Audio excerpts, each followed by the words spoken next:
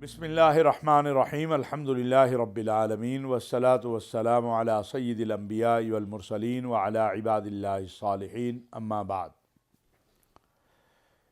क़ाल अल्लाहु तबारक व तआला फ़िल क़ुरआनिल करीम या अय्युहल्लज़ीना आमनू कुतिबा अलैकुमुस्सियाम कमा कुतिबा अलल्लज़ीना मिन क़ब्लिकुम लअल्लकुम तत्तक़ून। सदक़ल्लाहु मौलाना अज़ीम।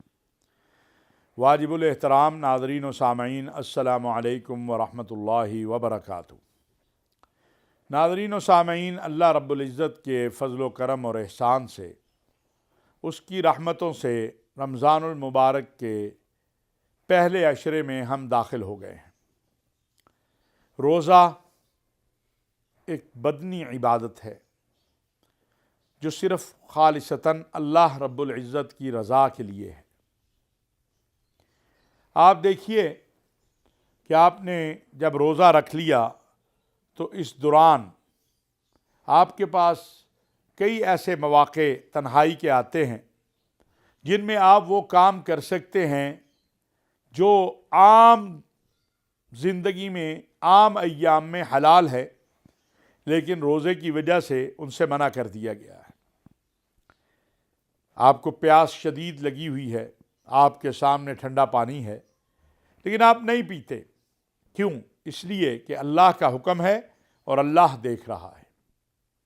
इसीलिए अल्लाह तबारक व तआला ने कहा है, और यह हदीस क़ुदसी है, कि रोज़ा मेरे लिए है और मैं ही इसकी जज़ा हूँ। ये महीना रोज़े का महीना है, क़ुरआन का महीना है। हम इंशाअल्लाह इस प्रोग्राम के ज़रिए कोशिश करेंगे कि कुरान करीम की कुछ आयात और उनका मफ़हूम आपके सामने अर्ज़ करें। मेरी आपसे गुजारिश होगी कि सबसे अहम इबादत रमज़ान में रोज़े के साथ कुरान करीम की तिलावत है। आपको 2 मिनट मिले या आपको 10 मिनट मिले या आपको ज़्यादा वक्त मिले, कुरान करीम अपने साथ रखिए और कुरान करीम की तिलावत कीजिए। क्योंकि रोज़ा अल्लाह ने कहा तुम पे मैंने फ़र्ज़ किया है ताकि तुम तक़वे वाले बन जाओ, और कुरान का अल्लाह ने कहा कि ज़ालिकल किताबु ला रैब फ़ीहि हुदल लिल मुत्तक़ीन, ये तक़वे वालों के लिए हिदायत की किताब है। रोज़ा में इंसान का जो अल्लाह से खौफ का ताल्लुक़ है, जिसे हम खौफ खुदा कहते हैं, जिसे हम कहते हैं कि अल्लाह से डरना, वो मजबूत भी होता है और उसका इम्तिहान भी हो जाता है। इम्तिहान इस तरह हो जाता है कि सहरी खाई है, भूख लगी है, कोई देखने वाला नहीं है, सिर्फ अल्लाह देख रहा है, लेकिन मैं खाना नहीं खाता हूं कि मैंने अल्लाह के लिए रोज़ा रखा हुआ है। जो शख्स अल्लाह के लिए रोज़ा रखे हुए है, उसके अंदर ये एहसास भी मौजूद होगा कि मैं गलत काम कर रहा हूं तो मेरा अल्लाह मुझे देख रहा है। रिश्वत ले रहा हूं, गलत है, अल्लाह देख रहा है, गुनाह है। मैं मिलावट कर रहा हूं, मैं ज़ख़ीरा अंदोज़ी कर रहा हूं, मैं लोगों की हयात तंग कर रहा हूं, मैं पड़ोसियों से बुरा सलूक कर रहा हूं, ये ठीक नहीं है, मैं गलत काम कर रहा हूं। तो ऐसे शख्स के लिए अल्लाह तबारक व तआला हिदायत के दरवाजे खुले रखते हैं। कुरान करीम अल्लाह की वो किताब है कि जिसने भी इसकी तिलावत की, इसको पढ़ा, इसको समझने की कोशिश की और अमली सूरत में इस किताब की जो अमली तस्वीर हैं वो सय्यिदुल अंबिया हज़रत मोहम्मद मुस्तफ़ा सल्लल्लाहु अलैहि वसल्लम है। लक़द कान लकुम फ़ी रसूलिल्लाहि उस्वतुन हसना, तुम्हारे लिए रसूलुल्लाह सल्लल्लाहु अलैहि वसल्लम की ज़िंदगी बेहतरीन नमूना है, उस्वा-ए हसना है। हमारा आइडियल اور ہمارے لیے مشعل راہ اور ہمارے لیے نجات کا راستہ وہ قرآن و سنت کی تعلیمات پر عمل کرنے میں ہے۔ آج جب کہ ہمارے اندر کی بدی اور خیر کی قوتیں فیصلہ کر رہی ہیں، تو ہمیں آج فیصلہ کرنا چاہیے کہ جس طرح رمضان کے روزے کے دوران میں اللہ رب العزت کا خوف اور اس کی ربوبیت کو مانتے ہوئے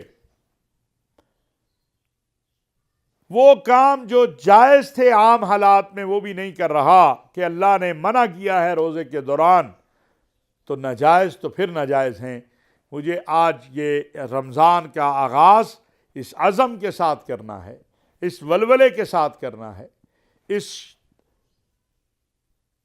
عہد کے ساتھ کرنا ہے کہ میں ان تمام کاموں سے بچوں گا جس سے میرا اللہ ناراض ہوتا ہے یا جس سے رسول اکرم صلی اللہ علیہ وسلم نے منع فرمایا ہے۔ رمضان کا مطلب ہی یہ ہے، اور قرآن کریم کی تلاوت، قرآن کریم کو پڑھنا، سمجھنا، اس پہ عمل کرنا، یہ میری زندگی کا حصہ ہونا چاہیے۔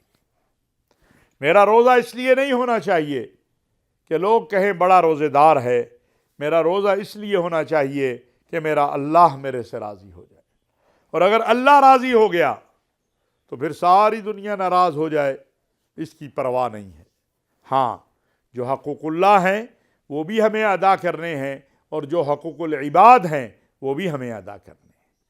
ماں باپ کے حقوق ہیں، بیوی کے حقوق ہیں، پڑوسی کے حقوق ہیں، مالک کے حقوق ہیں، ملازم کے حق ہے، بیٹے کا باپ پر اور باپ کا بیٹے پہ حق ہے، بیٹی کا ماں پر اور ماں کا بیٹی پر حق ہے، بہو کا ساس پہ، ساس کا بہو پہ حق ہے، خاوند کا بیوی پہ، بیوی کا خاوند پہ حق ہے۔ اس سے ہمیں اعراض نہیں کرنا چاہیے۔ حقوق اللہ کو بھی ہم نے ادا کرنا ہے اور حقوق العباد کو بھی ادا کرنا ہے۔ جو صاحب ثروت لوگ ہیں، میں ان سے یہ بات کہنا چاہتا ہوں، تجار سے یہ بات کہنا چاہتا ہوں، بزنس مینوں سے یہ بات کرنا چاہتا ہوں کہ روزہ داروں کے لیے آسانیاں پیدا کیجیے، اپنے منافع کم کیجیے، منافع سے کچھ حصہ اللہ کے ساتھ وعدہ کر لے کہ یا اللہ تیری رضا کی خاطر یہ تیرے لیے جو روزہ رکھنے والے ہیں، ہم تیری رضا کی خاطر میں ان کو اتنا میں اپنا منافع چھوڑ رہا ہوں۔ آپ یقین کریں، اس سے اللہ رب العزت جو آپ کے گھروں میں، آپ کے کاروبار میں، آپ کی زندگی میں، آپ کی اولاد میں قناعت دے گا، اطمینان دے گا، عافیت دے گا، وہ آپ کو کہیں اور سے نہیں مل سکتی۔ ویسے بھی رمضان تو رحمت کا، مغفرت کا، جہنم کی آگ سے آزادی کا مہینہ ہے۔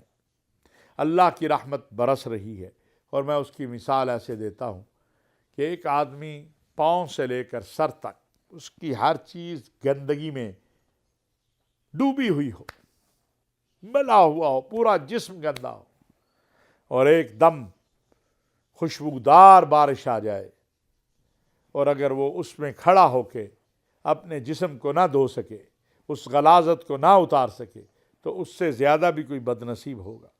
رمضان یہی مہینہ ہے کہ ہمارے جو گناہ ہیں ہم ان سے توبہ کریں، ہمارے جو ظلم ہیں ہم وہ بند کریں، جو زیادتی ہیں وہ بند کریں، اللہ کے حقوق بھی ادا کریں اور اللہ کے بندوں کے بھی حقوق ادا کریں۔ اللہ رب العزت سے دعا ہے کہ وہ امت محمد صلی اللہ علیہ وسلم پر رحم فرما دے، ہماری مشکلات کو دور فرما دے، ہمارے مصائب کو جو ہے وہ ختم کر دے۔ اہل فلسطین، کشمیر، جہاں جہاں مظلوم انسانیت ہے، اللہ تبارک و تعالیٰ ان کی مدد فرمائے، اور ہمارے وطن پاکستان پر اپنا رحم و کرم اور فضل فرمائے۔ وما علینا الا البلاغ المبین۔